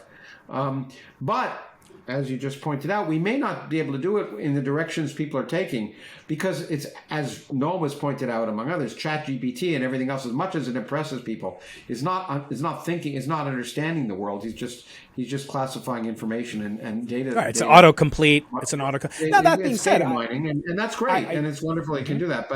But it may need a body, and it may need many more things. It's a wonderful. That's why we may need systems that are much more like the systems that another person who I'm happy to say wrote something nice about my book, which is unfortunately not the printed version of the U.S. one, but Ian McEwan, who's a friend of mine and a wonderful author, wrote a great book, and it was called something like me. What was it called? It was about a robot, an AI. Human like me or something. Yeah, and I'm tempted to Google it while I'm talking to you, but go on. No, it's okay. So I agree. Actually, again, quoting my late father, who used to say, machines like me. Okay, good. Very good. So my late father used to say, yes, we can get a computer to act like us when we make it feel pain, because I think a lot of is pain aversion. We've shown from psychological experiments to whatever extent they pass the replication crisis hypothesis that past guest Guido Imbens and I have spoken about in earlier this year. But the point being that we feel pain. Like when I'm in a simulator, like learning how to fly a plane, I've often thought that it would be great if there was a little electrode that would like shock me, because it's really fun to like fly into a bridge on a simulator, but I wouldn't try that with my kids screaming in the back, right? So, but if there's some disincentive, you blow a transistor inside the computer, or you do something in it to have it have not only the approbation of of its user, which says, no, that was a stupid prompt, or that was a stupid response to a brilliant prompt by me, ChatGPT. Instead, you actually penalize it, and punish it. Perhaps that's a way forward to the truth. But let me get you to react to the great Erwin Schrödinger, who said the following: consciousness is a singular of which the plural is unknown. You talk about in this book some discussion by David Chalmers, who's past guest on this podcast, where I talked to David and I said to him, he's from Australia. And I said, David, look, if I don't ask you to define the hard problem of consciousness, it's like I'm interviewing AC/DC and I don't ask them to play Back in Black. I said, we got to do it, okay, buddy? So he did it. But I came away feeling like the same essay that was written the year I was born, I think 1971, by Thomas Nagel. What is it like to be a bat? Conclusion? I don't have any freaking clue. So isn't this hopeless? Isn't Schrodinger's interpretation to be hopeless? And furthermore, what if life, as you say, it takes n of 2 for a mathematician. What if life is only on this planet? Can we ever discuss what is life and what is consciousness? 2 seminal questions of this book, The Edge of Knowledge. Well, look, we don't. Again, the answer is we don't know, but we can try and that's wonderful. But we can ask the question. We can try and understand exactly what it is we don't know, and and that'll help guide us to try and get the answers. And that's why I frame those questions and talk about it in each chapter. I think the life question is so much easier. The consciousness one, I'm not optimistic about that, because I think it is such a hard problem, but not in the sense of Chalmers necessarily. But there is a hard. Actually, Noam said to me, I don't know if it was in a podcast, but that we may just give up trying to have this. Like Maxwell had this picture of Maxwell's equations, and it was with, and if you read pulleys, papers, gears, pulleys and wheels and all this stuff, because he needed this mechanistic picture. We dispense with that now. We just have the equations, and it could be in the end we dispense with this notion. Well, we have to have a picture of how consciousness emerges.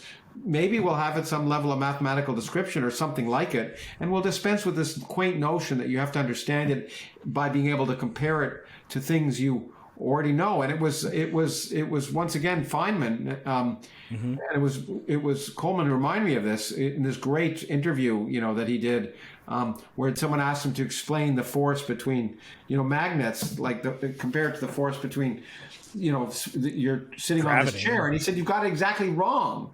Because the force sitting on the chair is not fundamental. It arises because of the same kind of forces between magnets. So asking me to explain the force between magnets in terms of you sitting on this chair is exactly ass backwards. And so that may be the case. Yeah, exactly. So Lawrence, we have a bunch of questions from the audience, and then I'm going to pivot to a few questions of my own. First of all, I've been told as a podcaster one should at times ask the author and the guest if there's anything that I have not covered and you would like me to cover in particular, Lawrence. Well, since I don't go on your program, or generally any well, sometimes I do, but generally I don't go on any program with an agenda. And to have fun and to try and be reasonably entertaining and informative. So, no, there are many questions. There are many. No, there's nothing I think we, in a limited amount of time, it would be nice to spend more time on the things that we, time and space and matter, the physics. We'll do that. We'll do that this fall in San Diego. If Yeah, not I'm hoping before. we'll do that in San Diego. And I should but point no, out for you me, have many there's so other. many interesting ideas in so little time that we should. I know, yeah.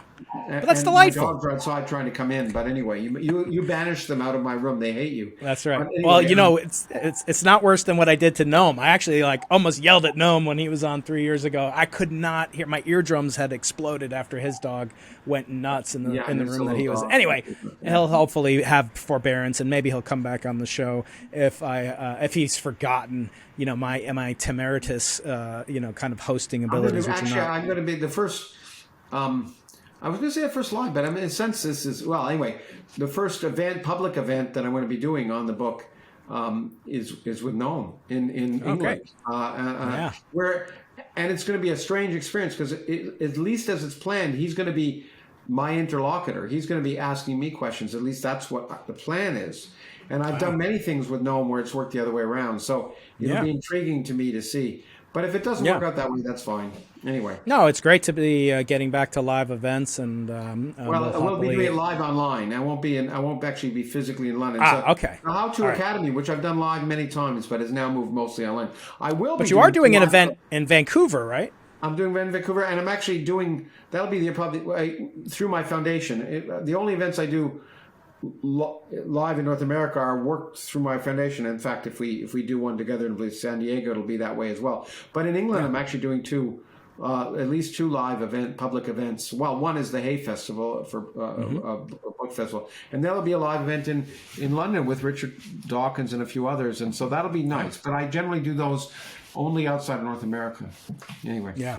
All right, great. So let's pivot to some questions from my audience here, of which there are many. And the first one has to do with consciousness. It's from hold on. You Felice. can ask me. I'm just going to see if one of my dogs wants to come in. The one who doesn't bark. Okay. Levi only. Only tribes of Israel can be admitted into the podcast. Yeah, exactly. You should be happy to have Levi come in, or Levi, but he's downstairs barking for dinner, I think. Go on. All right. Okay. So Felice Super, which was a name I chose for one of my kids, but was rejected by my wife. He or she asked, "What are your thoughts on qualia, namely the subjective conscious experience of the world?" We kind of touched upon this, but when you experience the color red, or I guess you don't because you're colorblind, or maybe you don't, specifically, do you believe it's possible for physics alone to explain qualia?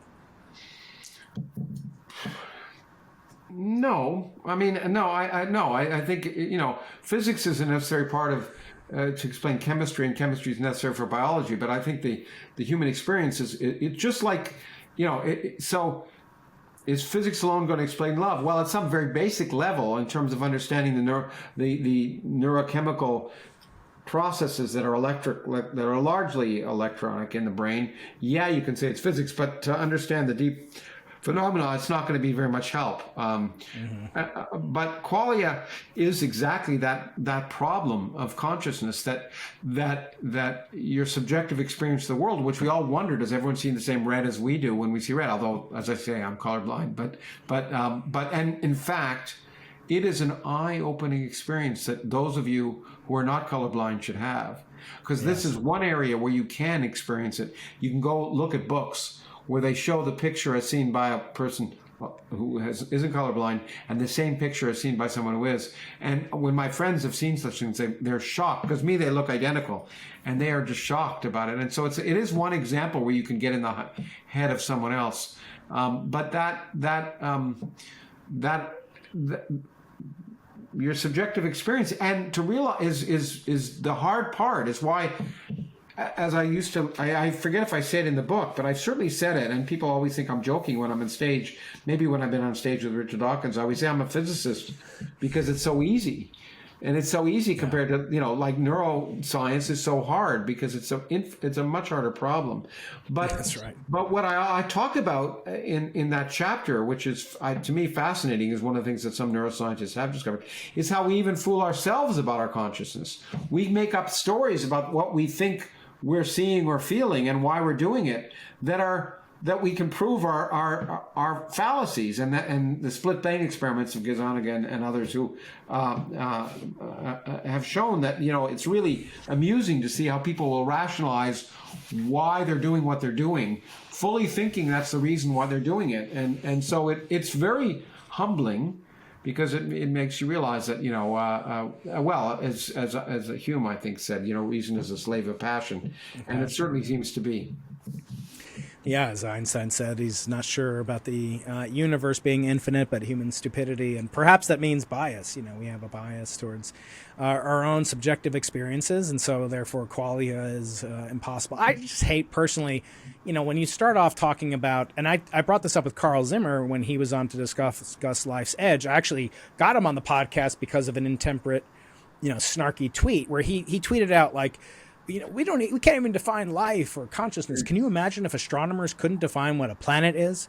And I'm glad for you to see that you believe Pluto is a planet, as I do. Neil can go, where on that front, but we love Neil. I'll have to. I'm sorry to interrupt, but you can't. It also remind me of one of my favorite quotes from Charles Darwin. You probably know this quote at the end of his famous book. He talks about how evolution doesn't relate to the origin of life, and it doesn't answer the question of the origin of life. He says, and he says despairingly, we'll sooner know the nature of the origin of life than we would the origin of matter. And so I find that very amusing. But okay. I like that. Yeah, you talk about that in this book, The Origin of Matter, and I love these kind of bloopers from the past in science. Yeah, sure. But it's too bad because Darwin could have had a good career if he didn't say that, Lawrence. If there'd been social media, they would have made fun of him. Anyway. So. Same with Maxwell, right? Okay, so let's go back to Newton would have never made it out of an insane asylum. So it's really, he would have been canceled many times over. Okay. Well, canceled. He would have just been put away. Yeah. Okay. Anyway. So here's a question that you can answer with one sentence probably, but VLDTZ or VDLZT asks, what are your thoughts on the logical universe grand unified theory? And it's okay to say, I have none. On the logical universe grand unified theory? I've never heard of it. I don't know what that is. So okay, let's move on. Grand unified theories are. I don't know. So my answer is I don't have any thoughts on it because I don't know what it is. But I suspect the fact that I don't know what it is makes me strongly suspicious of whatever it is. That's right. Okay. User 1990 says, is fusion power achievable or just pseudoscience? Well, we should say it is achievable, but is it practical? And I want to layer onto that. What if ChatGPT, gets a hold of fusion reactors? I mean, are you worried about the potential for some form of danger to come from AI and nuclear fusion in particular, or fission? Well, look, let me answer the second question first. I was, as you know, for a dozen years, the head of the board of sponsors of the Bulletin of the Atomic Scientists and participated and unveiled the Doomsday Clock every year, and which was a great honor. Followed in the footsteps of actually Oppenheimer and Einstein, who were the first ones to lead that organization. But one of the things we were, and I'm still concerned about, is if you ask me about the dangers of AI, or at least machine learning control, is the control of nuclear weapons.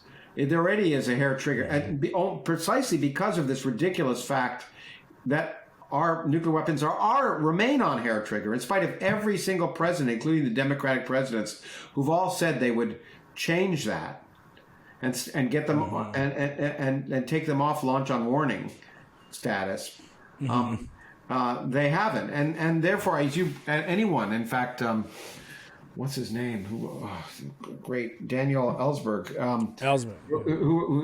He wrote a great book, which is terrifying, as did a few other people. Command and Control is another great book, talking about all the near misses where we've almost had Armageddon because we've come so close to launching on warning. And so one can imagine a machine learning algorithm. And now, having said that, it could be that the machine learning algorithm is better than people at judging whether to launch on warning or not. So who am I to say? But it is, if you're a human being, and most of us are, I know some who aren't, but if you're a human being, most people kind of intuitively feel that at least there should be some human making that decision. Perhaps not least because ultimately it'll be humanity that'll be suffering for it. But but it is an issue. It is an issue. However, as fusion is concerned, to get to your listener's question, well, the answer, we used to say that fusion is very promising. It's what Frank Wilczek used to say about string theory. It's very promising, and it keeps promising and promising. But it used to be, we all say, the 25 years in the future, and that's a time invariant statement. And it's always been 25 years in the future. It'll always be 25 years in the future. I don't think that's the case. I don't see it as being playing a key practical role in affecting our human energy production in the foreseeable future. By foreseeable, in the near-term future, in a time scale which is relevant to, say, address climate change. It is also worth pointing out the lie that was propagated by the false media, but by all media and by the organization, the Department of Energy itself, which announced it. When Livermore Labs achieved what was a key goal, which is finally with their laser system, at least producing more energy on the pellet. The pellet, not the total laser, right? Yeah. So more energy came out of the pellet that was received by that pellet. First of all, that was not in any way a practical system. Secondly, it wasn't designed for energy production in the first place. It was designed to be able to test nuclear weapons. But there is a technology in the tokamak in France, the ITER system, I suspect will get that breakthrough. But it's a $10 billion system that, it's such centralized technology that I do think it will be able to produce a fusion reactor, potentially even in my own lifetime, at some level. But is that going to be a game changer? No, not in the near term. And specifically because the technological requirements are so great. Now, experimentalists are smart people, and maybe they'll change that. But I suspect we'll need to rely on other things well before that. Yep, I agree. Okay, next question is from HH, listener HH. What can we do about Michio Kaku? He's clearly out of control. Michio, I shouldn't say what I call him, and not on the air anyway. Okay. Next question. What do we do about him? I suppose you can do like you can do to me, or you can do to anyone else. You can just choose to not listen if you don't want to. That's the great thing. So I'm fully in favor of people being able to spout nonsense, and that's the great part of free speech, because you're free to, if you think they're spouting nonsense, explain why.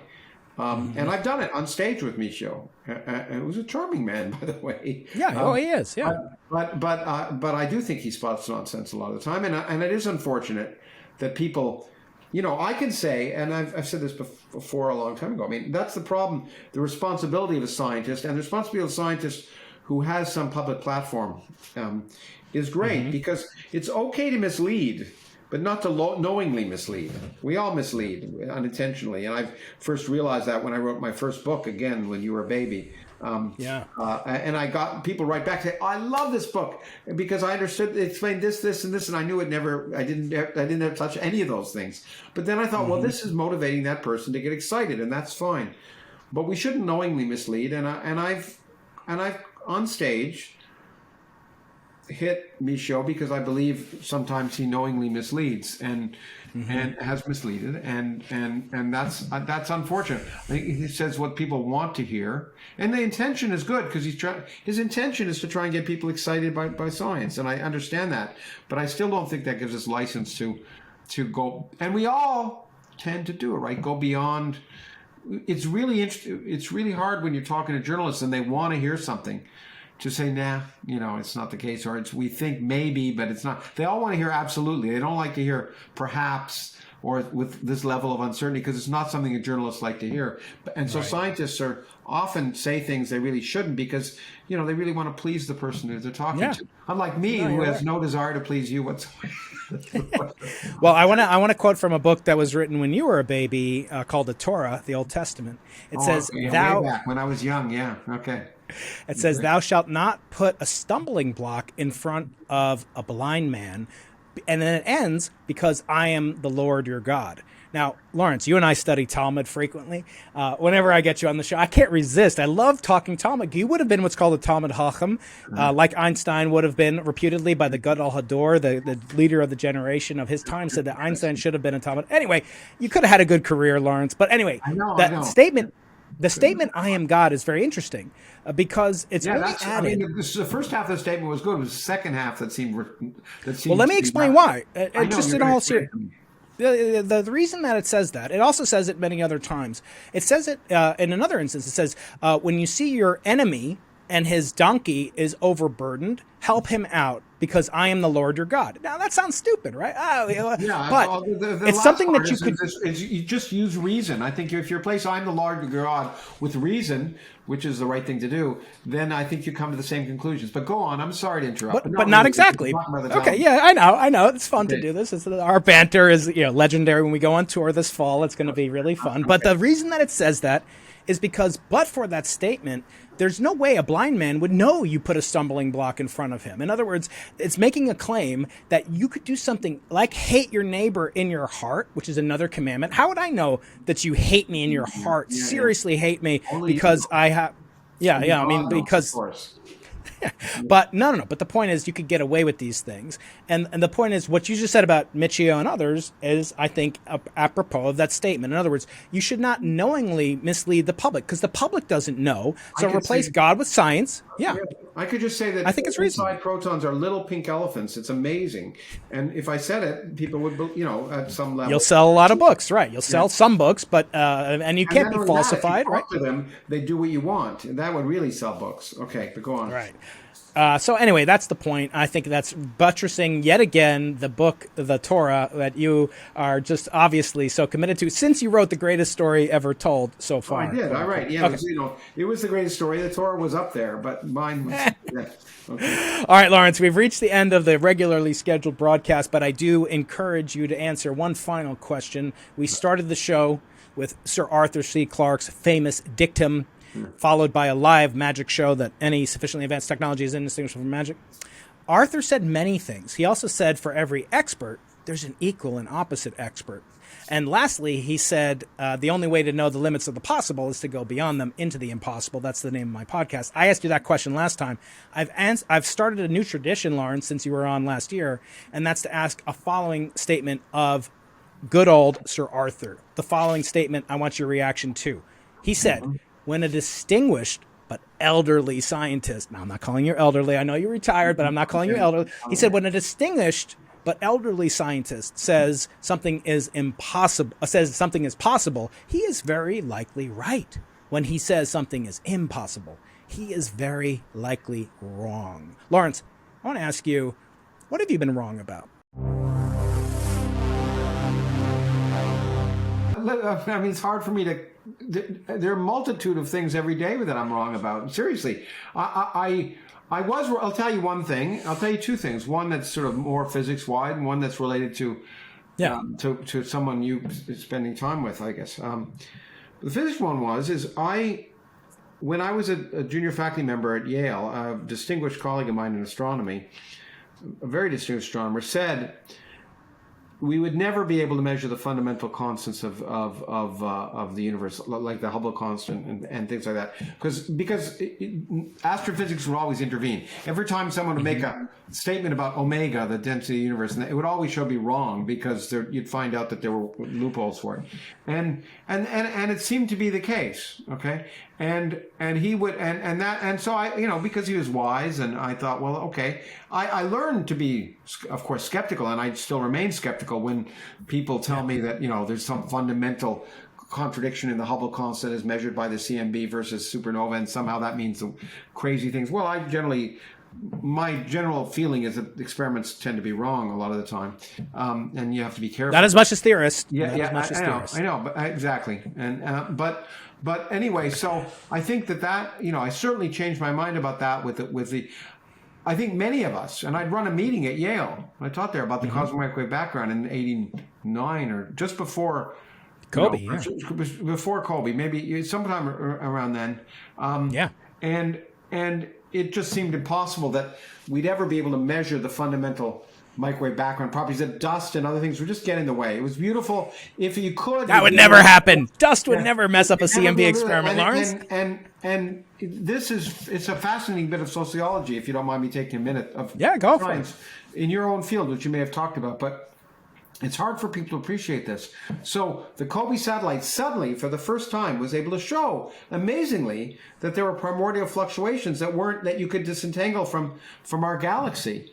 And what is so remarkable about that is within months, of course, it was realized that terrestrial experiments had already been able to see that much of that stuff, but it always assumed that the noise was in the background, because they couldn't control it in the same way that a satellite could, or above the atmosphere, and they'd assumed that they weren't seeing it. But within, boom, boom, boom, boom, all these other experiments started being able to see it because it was assumed that you'd never be able to measure this fundamental thing, and that was a real. It's like the Bannister effect. The Bannister effect, when Roger Bannister beat the 4-minute mile. Now everybody does it. I was wrong about that in the sense that I think I assumed that, and in fact I assumed. I've always underestimated. Well, no, I haven't always, but I've learned not to underestimate the tenacity and ingenuity of many experimental physicists. I kind of thought gravitational waves. Oh, it's fine that they're wasting 30 years of their life. Friends of mine working on it. It's great, but come on, they're not going to be able to do it. And of course they did. So I've often underestimated what experimentalists could do, and I think it's really important when we talk about quantum computers or other things, or even fusion, to realize that it's fine to look at all the problems, but humans are really ingenious.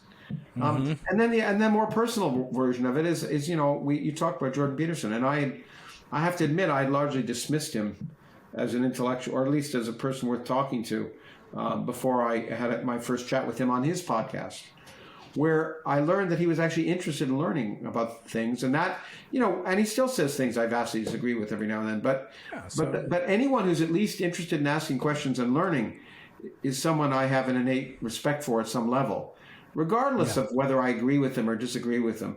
I think, you talked about Trump. I have no respect for the man for many reasons, but one is it's clear he has no interest in learning about anything. Yeah, the curiosity factor, I think. Yeah, Jordan, I was a little nervous to go on his podcast, and I was warned by people, your fellow countryman, Gad Sad, who I know you know and love, and we all love Gad, but, be careful because he's going to talk a lot, and he's going to, kind of just don't let him monopolize the conversation. And I didn't find that at all.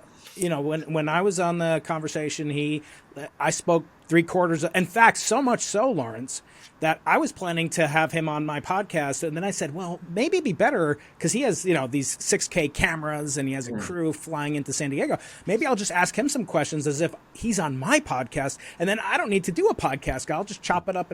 And I found he was just asking me too much about dust, about the properties of the electromagnetic radiation, about the Planck length. And I was like, oh, shoot, I'm not going to be able to ask him questions to make a fake podcast.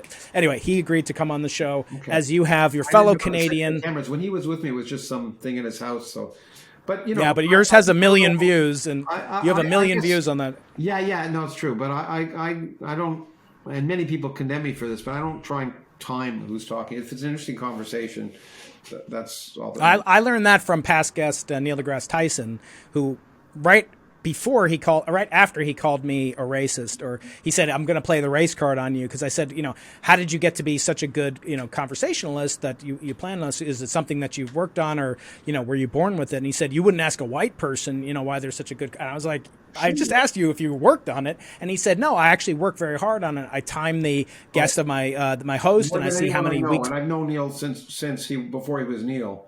Really right. Where he used to come to my lectures, he once told me to see how I did stuff. But Neil, more than anyone else, and I admire that in some ways, admire this. Me too. More than anyone else, is concertedly, single-mindedly directed what became Neil. He had a plan, and a conscious plan for doing exactly what he's done. And he said on the podcast and sometimes surprisingly, and some people might not like certain of the ways he's done that, but he achieved exactly what he wanted to do. And he thinks about these things very, very carefully, very deeply. Yeah. He said he never says something in public that he hasn't written down, which I find very admirable. Anyway, Lawrence, this has been. been. When people say never, but anyway, we'll see. I'm pretty sure. Exactly. I think he probably talks to his wife, and it doesn't I'm write it pretty sure down I've for him. gotten him to say things on either on stage or in our podcast that he hasn't written down. Very good, Lawrence. Anyway. This has been a lot of fun. I'm going to run to office hours. It's been a wonderful conversation. Get the book in all editions, Kindle, in print, and in audio, where I hear Lawrence's mellifluous voice. Lawrence, thank you so much. Thank and you tune so into the much. Origins Project podcast. Donate to the Origins Foundation. And we'll see you next time in person in San Diego. Yeah, we'll see you in San Diego. And thanks for that nice things you were about to say about the book when your camera went down. And I hope you can repeat them some other time. We'll edit it in. Yeah, I'll figure out a way to Anyway, get thanks. that I look in forward to being with you live. And thank you. It's been a pleasure. And I knew it would be. Thank you. there. Likewise. Thank you so much.